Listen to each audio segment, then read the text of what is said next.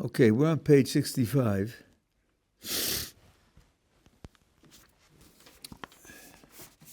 I want to read to you the verses from a certain section of Hallel, and then I want to tell you a story that happened to me, which taught me a great deal. Okay, we can start at the beginning of the last paragraph on the page. I love him, for Hashem hears my voice, my supplications. For he has inclined his ear to me. All my days I will call upon him. The ropes of death encompassed me. And you know what encompass means? It means to surround. The confines of the grave have found me. Trouble and sorrow have I found. So Dovid HaMelech here is in deep trouble. Then I called upon the name of Hashem. Please, Hashem, save my soul. Gracious is Hashem and righteous. Our God is merciful. God, the Lord, protects the simple. I was brought low, but he saved me. Return to your rest, my soul, for Hashem has been kind to you. You delivered my soul from death, my eyes from tears, and my feet from stumbling. I shall walk before the Lord in the lands of the living. I kept faith. Now your translator puts in although. There's no literal although in the Hebrew, but the context, I think, justifies it. Although I say, I suffered exceedingly. So he did survive. He was in terrible trouble. He was close to death. Hashem saved him, and he survived. But he says, I suffered exceedingly. And then I said in my haste, all man is Gottleib. Well, your translator here writes deceitful, but it's not really literal in the Hebrew, and it is an exaggeration in the context. The word Gottleib, as explained by the Gaon of Vilna, means something which does not live up to its promise. It does not live up to its expectations. Mayim kozvim is a description of a well, a spring which flows water and then goes dry. The water is Gottleib because as long as the spring was flowing, you expect it to continue flowing. And then suddenly it goes dry. It disappoints. It doesn't live up to your expectations. So King David said, I said in my haste, all man doesn't live up to expectations, doesn't fulfill his potential. Now, although there's a separate paragraph here in the Psalms, it's a continuous text. It's one chapter. How can I repay Hashem for all his kindness to me? I will raise the cup of salvation and invoke the name of Hashem. My vows to Hashem I will pay in the presence of his entire people. Precious in the eyes of Hashem is the death of his devout ones. Please Hashem, for I'm your servant. I'm your servant, son of your handmaid. You have released my bonds. To you I sacrifice thanksgiving offerings. The name of Hashem I will invoke. My vows to Hashem I'll pay in the presence of his entire people. Courtyards of the house of Hashem, in your midst, O Jerusalem. So, I had the enormous privilege to be a student of Rav Tzvika Shalevsky. Yes, the one who just had a child at the age of 88. In 1981. I was a student of his for a year. I learned a great deal there. Then there was a time where our paths would cross serendipitously, without our intending him to. In particular, it happened several times at funerals.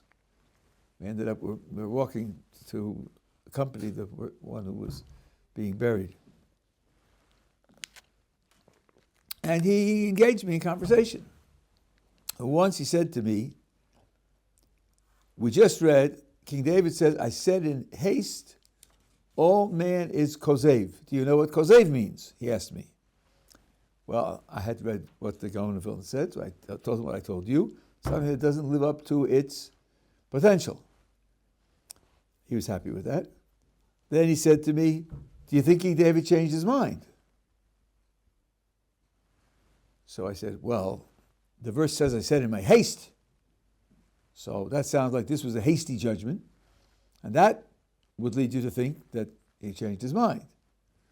And he was happy with that. And he said, if you read the verses that come immediately afterwards, they're verses full of joy and thanksgiving and praise.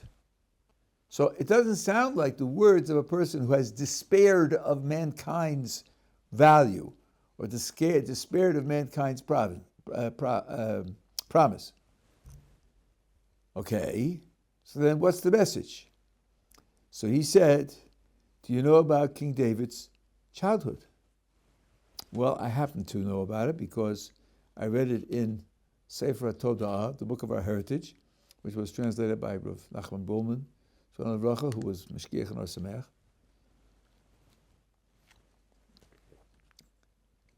King David grew up, his father was Yishai. Yishai was a descendant of Ruth the Moabitess. Well, we have a rule that a Moabite cannot marry into a naturally born Jew. So how did she have children? Well, as a matter of fact, the law is that prohibition against a Moabite who converts to become a Jew can't marry a natural born Jew only applies to Moabite men. It doesn't apply to Moabite women. And that was, to some extent, controversial, but that's the way the law is decided. Boaz knew that, and that's why he married Ruth. Here's Yishai 4 generations later. Yishai gets married. He has children. He has 6 sons. But then it bothers him. Is the law really right? Maybe the other side is correct. I don't know. It becomes a dilemma for him. What to do?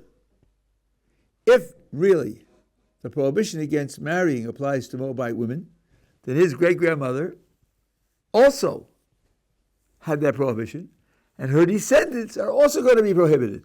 And he's a descendant. And so he'd be prohibited from marrying a Jewish woman. Because he did, and he had 6 sons with her. And Yishai is not sure that that's right, because Boaz held differently, and others held differently. So he knew it from the Beis Din of Shmuel. So he decided to do the only thing that he could do, and that is not to divorce his wife, not to separate from his wife, because he's not sure that that's forbidden for him to live with her, and that would cast aspersions on his sons, which he has no right to do, because he doesn't know that the prohibition is correct. On the other hand, he can't continue living with her because maybe he is prohibited. So he simply told this to his wife, and he stopped living with her physically, and he made an arrangement to be able to live physically with a maidservant on condition he could free her if he's really permissible and then not. And that's the situation in the house. That's how she's living. But Yishai's wife knew that she had to bear him another son. Now, don't ask me how she knew this.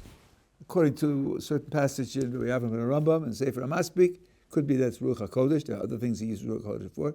She knew she had to bear him another son. So, she made a deal with the maidservant.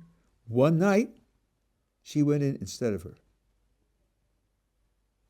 Yishai was oblivious.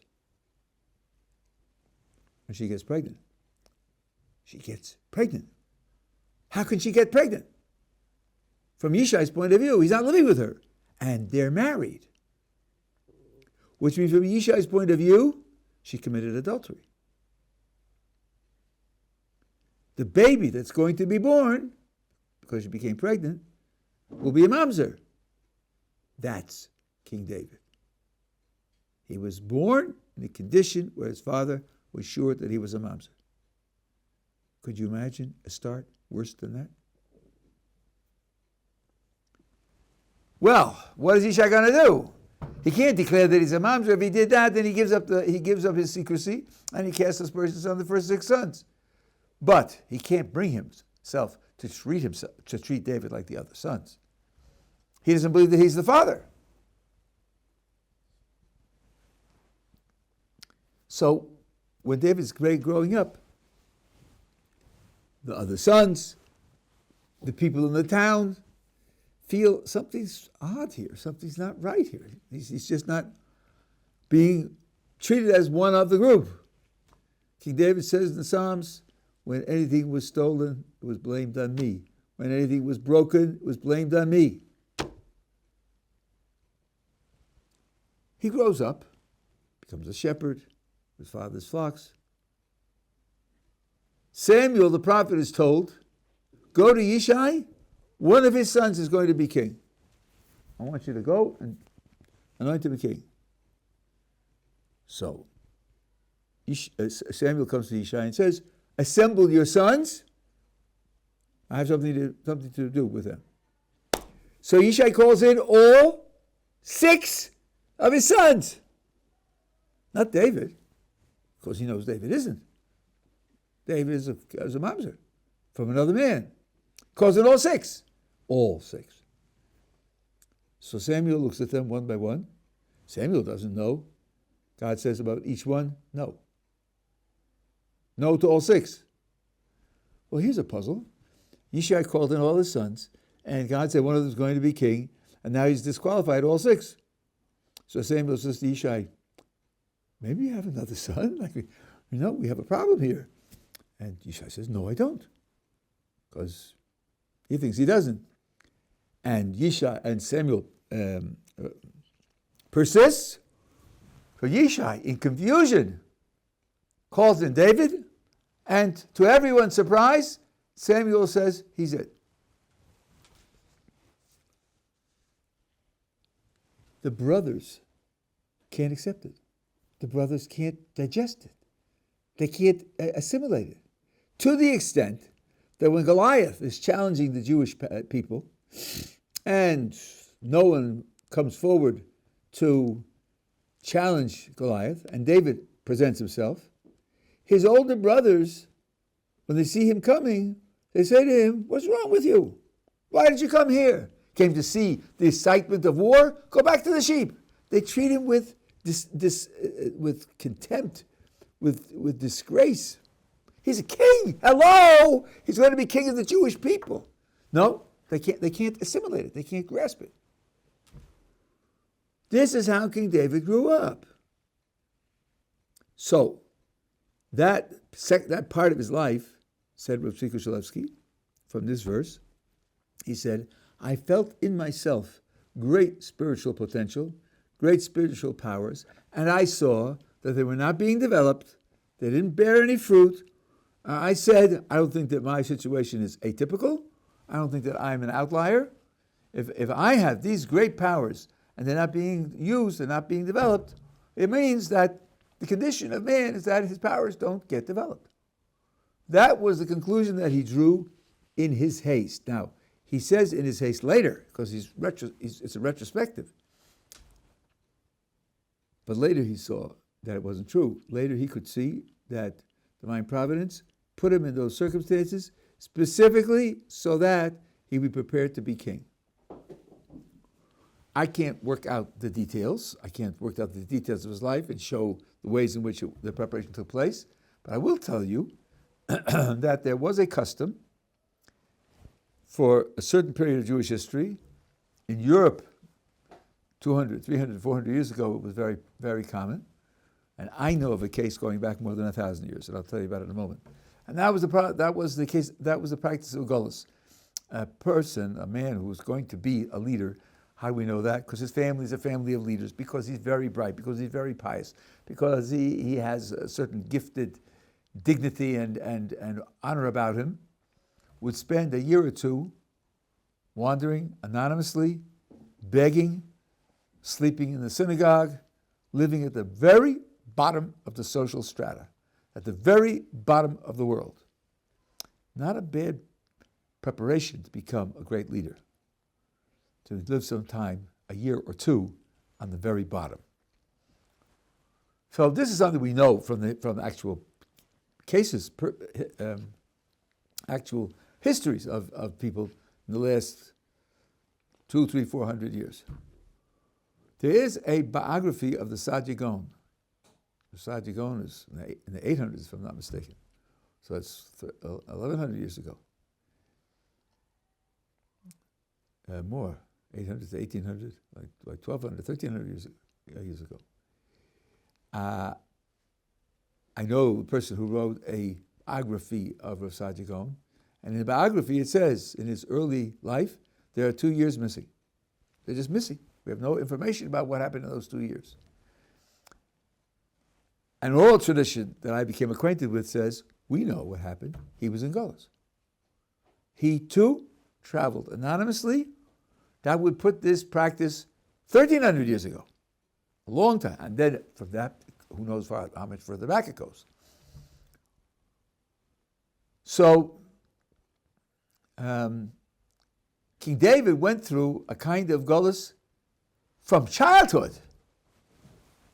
And he drew a conclusion that man doesn't fulfill that purpose. But then, when he became king, and he was, shall I say, was very popular as king. People loved him, especially Judah.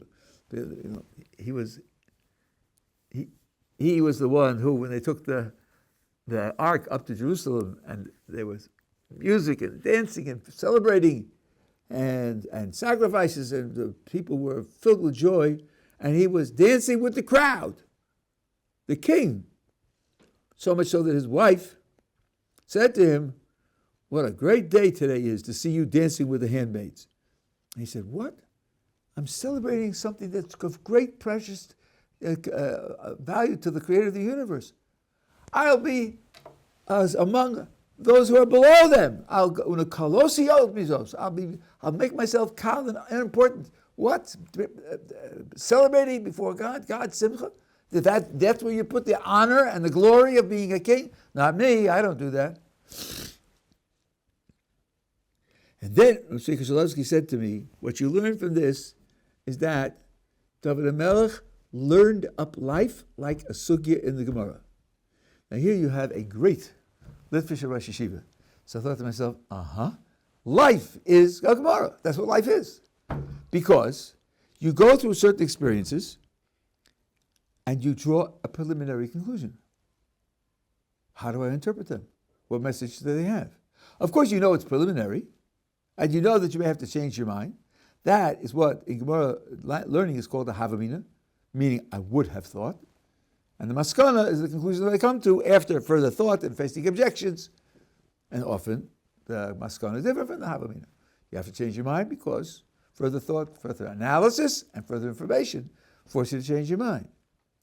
But that doesn't stop you from analyzing what you have in front of you so as to be able to orient yourself to it.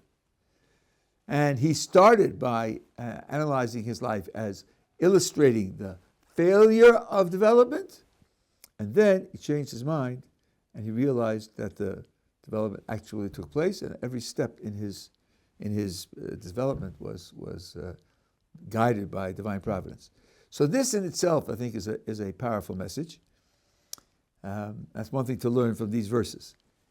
And this message, the idea of the message, can be pushed further. There's a sense in which the idea of dealing with the way you see something or the way you feel something, what you experience, is validated even more so than simply changing your mind over a former impression. There are times when it is appropriate to express how you feel, even when you know intellectually that how you feel is wrong. This is very dramatic. So there's a verse in the prophets, Hashem lama sishan. God, why are you sleeping?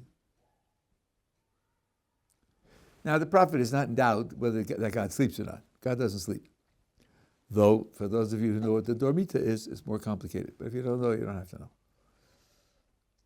God doesn't sleep. But when evil is rampant, evil goes unpunished and unrestrained, it feels like there's no divine protection. There's no divine involvement. And it feels as if Hashem is sleeping. So here your feelings lead you to an idea which your mind condemns, and yet you can speak the words because that's the way it feels. Keli, Keli, lama zavtani. My God, why have you forsaken me? It's not true that God forsakes, except maybe the very, very viciously guilty. But King David wrote those words, and Queen Esther said those words, so clearly we're not talking about the abandonment of someone who's condemned by God. So it means that when you're suffering and when you don't see help and you don't see inspiration, it feels like you're abandoned.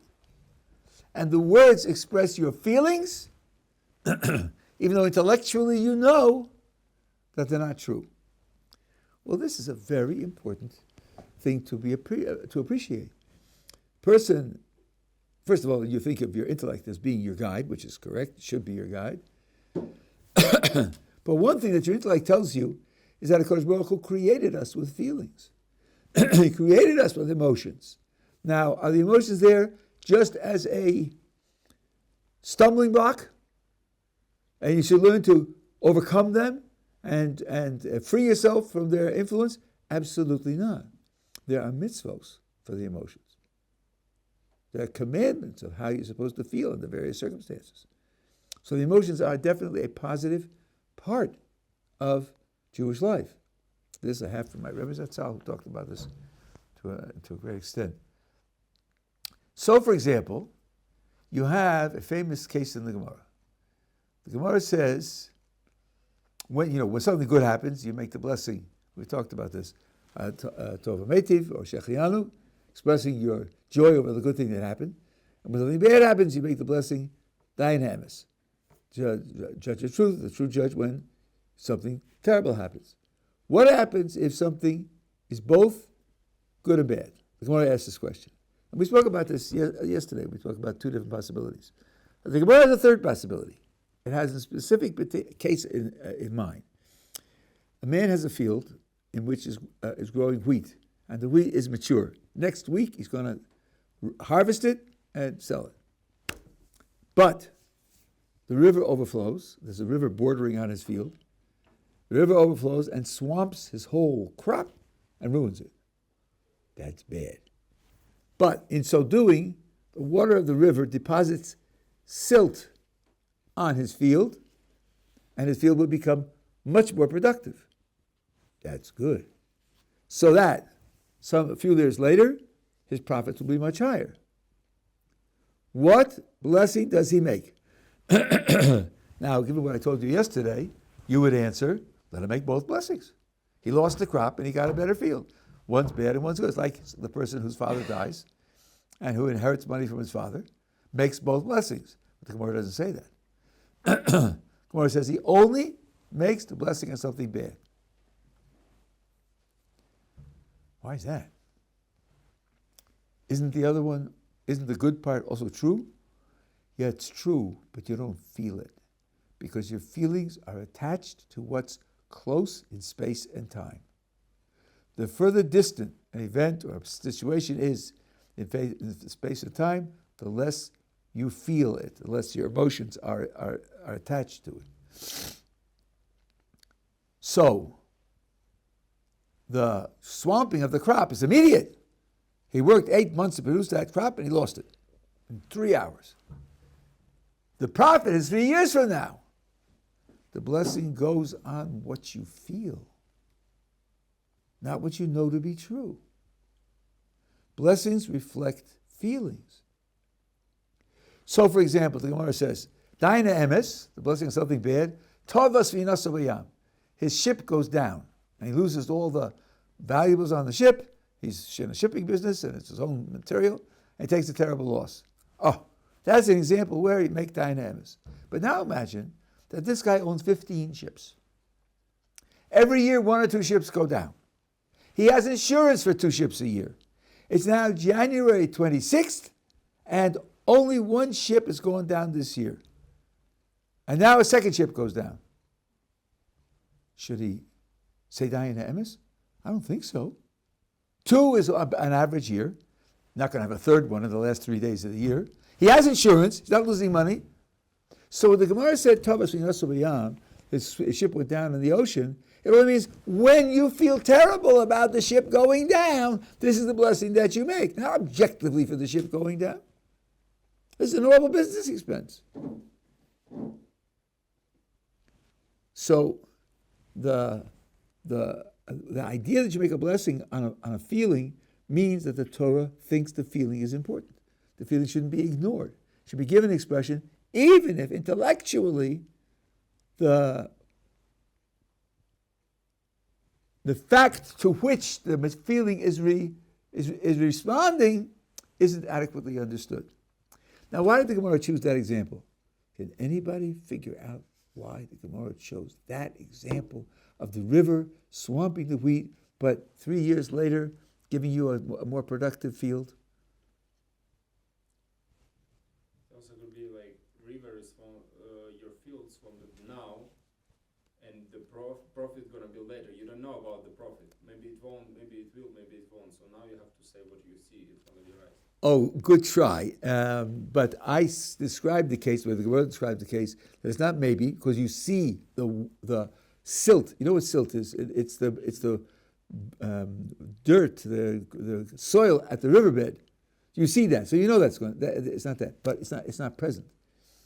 Well, that's our lives, right? The ultimate payoff is in the world to come. So this is just a parable for the life that you're living. And it's telling you that even though you know intellectually that everything HaKadosh Baruch Hu is doing is for the good, that's another story. Not good, it's for the good. Kamzu le tova. Kol ma da'avid rachmana le tav. The lamed is very important. But still, you make Dayan Hames. Why? Because the pain of it is in front of you and you're feeling it. And you know intellectually that in the future it's going to contribute to something good, but that's not in front of you. So the Gemara is using this just as a parable for a human life. And that means that the feelings that you have are themselves valid. Even though they portray the world in a way which your intellect tells you isn't correct, the feelings are valid. Now, if you'll ask me why the feelings are valid, everything I've told you up to now I think is there in all the sources. If you'll ask me why the feelings are valid, then I'll tell you my speculation on it. I know you have a question. I'll come back to it. Or you have a question. Both of you. I want to tell you why I think it's valid, and then we'll discuss it.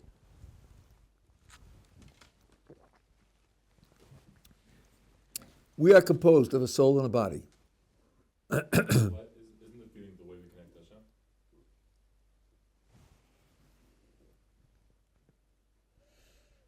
That's a very nice thought.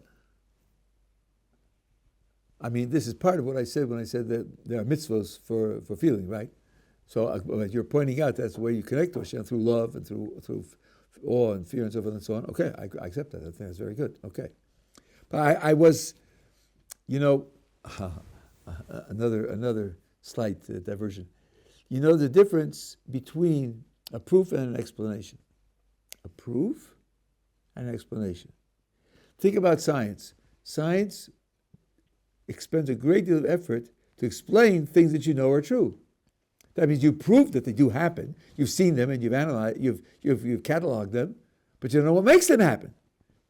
So you have a proof without an explanation. Very often in intellectual circles also, you can prove something without an explanation. If you ever do math, this may sound strange to you if you have never done math, but some mathematical proofs are beautiful and some are ugly. You just slog your way through it and you see that the conclusion has to be correct, but you could have no insight. It doesn't explain anything to you. There's a difference between proving something and explaining something. I'll give you an example. Hot air rises and cold air sinks. Here's a way to prove it. In the wintertime, open the door to the outside, a crack, just a crack. And then take a lit candle and hold the lit candle at the bottom of the crack, and you'll see that the flame will point in.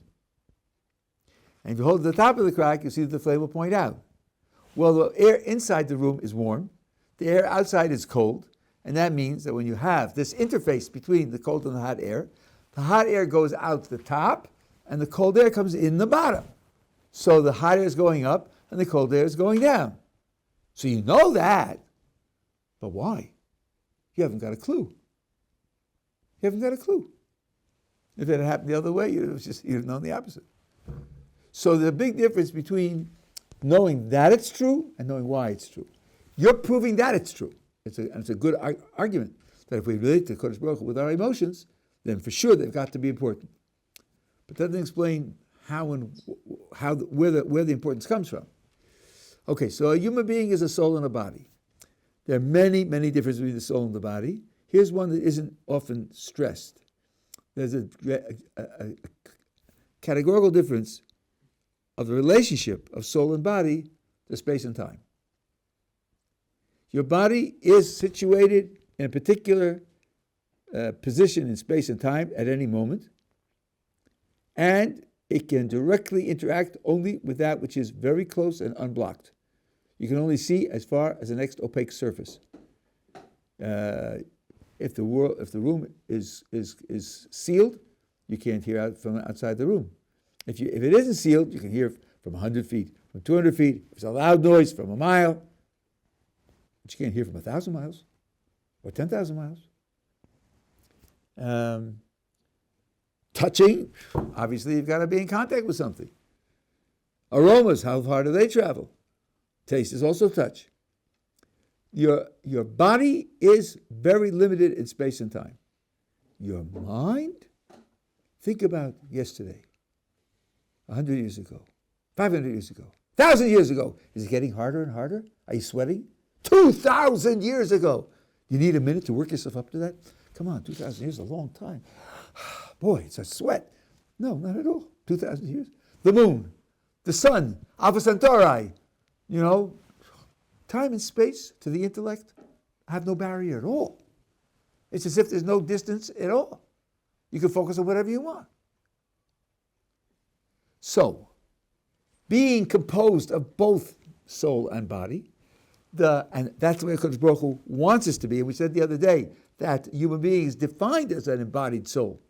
I said for everyone except Rambam and a few others, the soul, the body goes into the world to come as well. It's part of the identity of a person. Don't reject your body. Don't reject the body. It's not right to reject the body. Control, direct, guide, manage, but don't reject. Okay, now let's take emotion. Is emotion symptomatic of the body or the soul? Well, as I said before, and I will now illustrate a little bit of detail, the soul is fully body. Let's think about summer vacation. We're now in April. What were you thinking about summer vacation in November? Not much, probably. And in March, maybe you're beginning to think, what will I do? Where will I go? By the time it gets to be June and summer vacation starts, I'm thinking of a university schedule, June 25th or May 25th, it's around the corner. You get much more excited. When you're living the experience of the vacation, it's filling you. Then it's over, you put the things up in your social media, which you shouldn't have, and then you tell people the stories, and you show them the pictures, and you share it with people. So it's over in the beginning of September. September, it's still exciting, you still have a glow. October, by November, it's fading already. And by December, you're already thinking, what am I going to do next summer? Emotions attach to that which is close in space and time. So emotions are a symptom of the body. Don't rebel against being embodied. Don't despise emotions. don't discard emotions. It's part of accepting the two dimensions of your nature that HaKadosh Baruch Hu gave you. That's why I think the Torah validates emotions which don't agree with the intellect. Yeah, you had a question. No. It went away? Yeah. I wanted to ask, in some cases when typically the situation would develop like a very hard emotion, but if there's a case in which, for the way, like let's say a person with the father had a terrible, horrendous relationship, and then the father passes away, so and there is no emotion because it's not really like it was so terrible. So what about those cases? Like if the person is gonna like.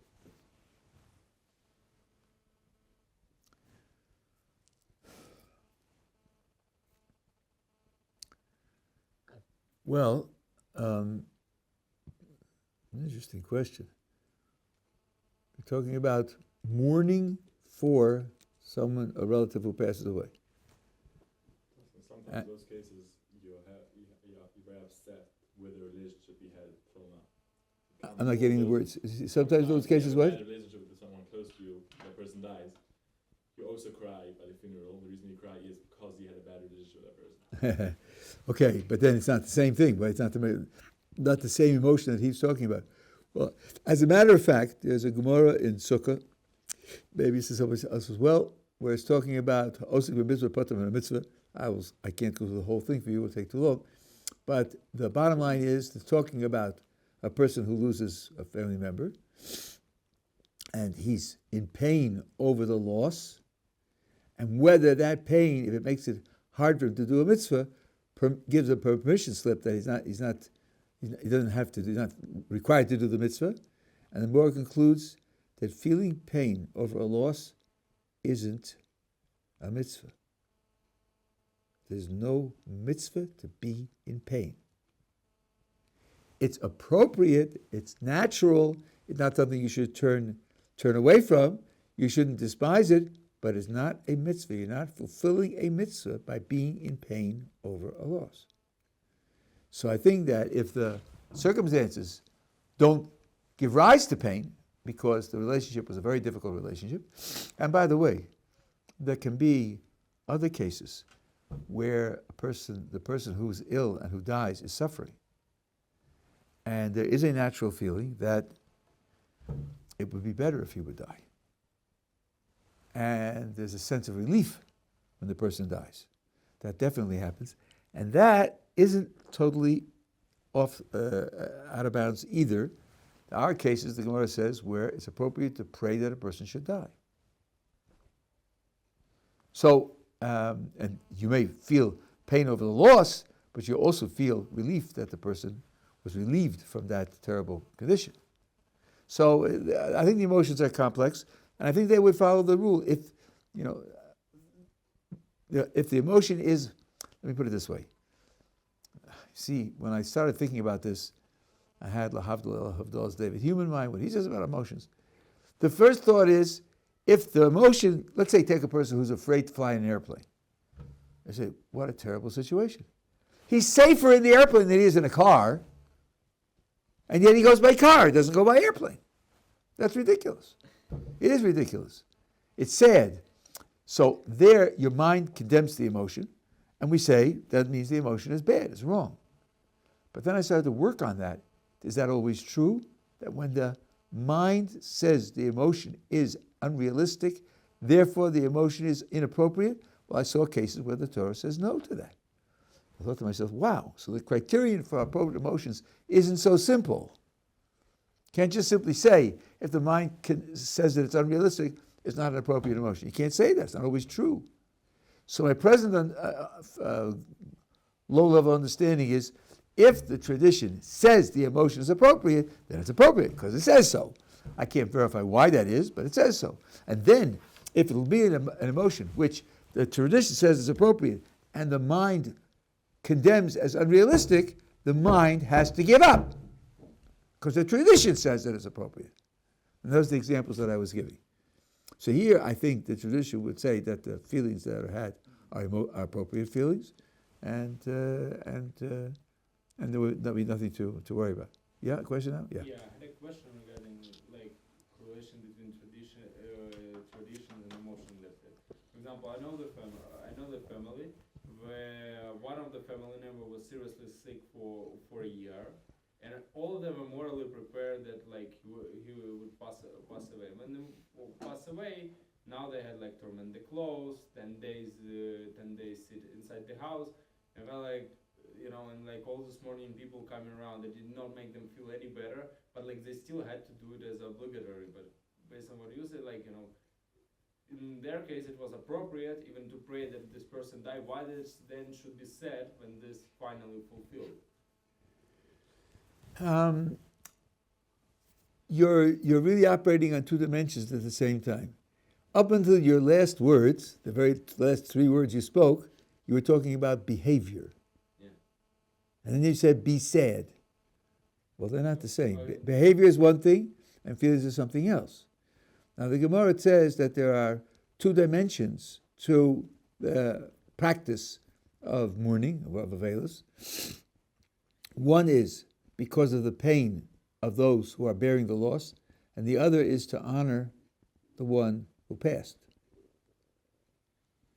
And to show that there's a loss here, to show that your lives don't just carry on as usual, can be a way to honor the one who has passed, even if the feelings aren't the same feelings.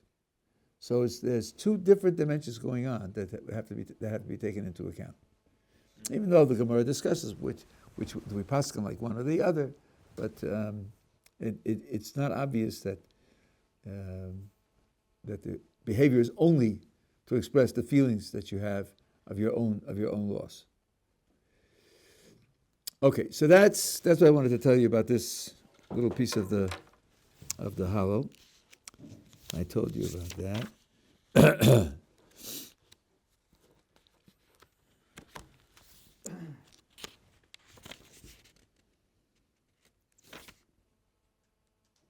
So I'll tell you one last thing here, just a matter of understanding Hallel.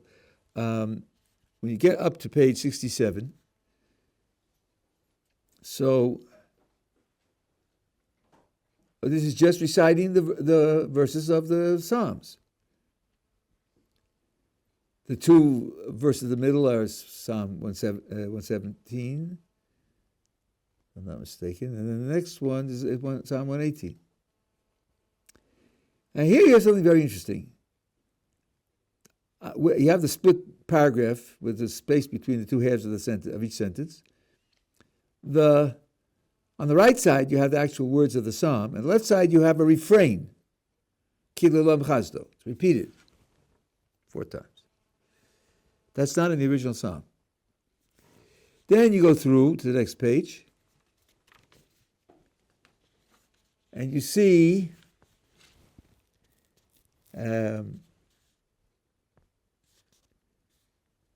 starting 1, 2, 3, 4, 5 lines down, that every verse is doubled, said twice. 4 verses, they're said twice. And then, Ana Hashem Hoshiano is only once in the psalm. We say it twice. And then the rest of the verses are also doubled. Why is that? Why are we doubling it? Now, on the surface, you say, we're not just reciting psalms. There is a custom, a important custom of reciting psalms. But that's what we're doing. We're saying Hallel. In fact, by the way, why do you repeat at Psalm 150, Kol Hashem Hallel Ko, Hallel Ko, twice? Why do you repeat it twice? So one explanation is, really what you should have done is recited the whole book. See, 4 hours worth. So you got off cheap. You said the last 6. But you repeat it, yeah, I know, but I should have done more. It's the indication that I didn't really finish the job. And the same thing with the psalm where you repeat at the end.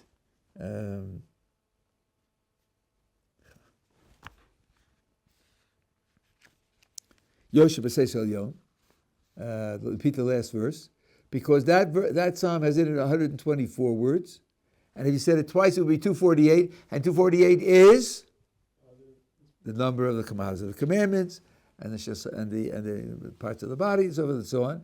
But you didn't say it twice. You only said it once. Okay, so you get off cheap by saying the last verse twice to have an indication of something like that. But that's not what's going on here. I believe, I haven't seen this anywhere, but I believe, if you look at the text that isn't doubled, you'll see that it is doubled. In the original text, it's doubled. The verses are multiplied for each subject. So the way in which Chazal decided to stamp this as not just reciting Psalms, but really performing an act of praising Hashem in a way that uses the Psalms as a basis, is to extend the style of doubling the verses all the way through to make it consistent in the style that's there anyway, and yet to make it something other than just reciting the Psalms. So go back to page 67, and let's see, we can see the multiples, and then up to where it's physically doubled. From the straits that I called to Hashem, Hashem answered me with expansiveness.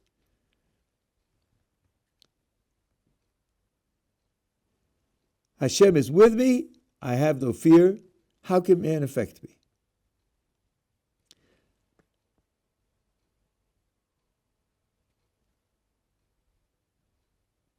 So he answered me, and therefore he's with me. Hashem is for me through my helpers. Therefore I can face my foes. It is better to take refuge in Hashem than to rely on man. It is better to take refuge in Hashem than to rely on princes. All the nations encompass me, but the name of Hashem, I cut them down. They encompass me, they swarm around me, but the name of Hashem, I cut them down. It's the same thing twice. You see, you repeat, even the language repeats. They swarm around me like bees, but they are extinguished as a fire does thorns. In the name of Hashem, I cut them down. That one's 3 times. I cut them down 3 times. You pushed me hard that I might fall, but Hashem assisted me. My strength and song as God became my salvation. Okay, you're pushing me, but Hashem assisted me. And He gave me strength, so I was assisted. The sound of rejoicing and salvation is in the tent of the righteous. The right hand of Hashem does valiantly. The right hand of Hashem is raised triumphantly. The right hand of Hashem does valiantly. It's the right hand 3 times. I shall not die, I shall live and relate the deeds of Hashem. God chastened me exceedingly, but He did not let me die. So I shall live and I shall not die. Open the gates of righteousness, I will enter them. This is the gate of Hashem, the righteous shall enter through it. Gate. Those are all doubled in the actual text of the psalm. So Chazal continued taking individual verses and saying them twice, just carrying out the doubling of the theme in the same spirit. That, I think, is how they put the stamp of this being a rabbinic mitzvah enacted, not just the reciting of the psalm, because there's extra material in it. And they did it before with the Hodlu Shem Kitov, and then it carries all the way to the end of the psalm.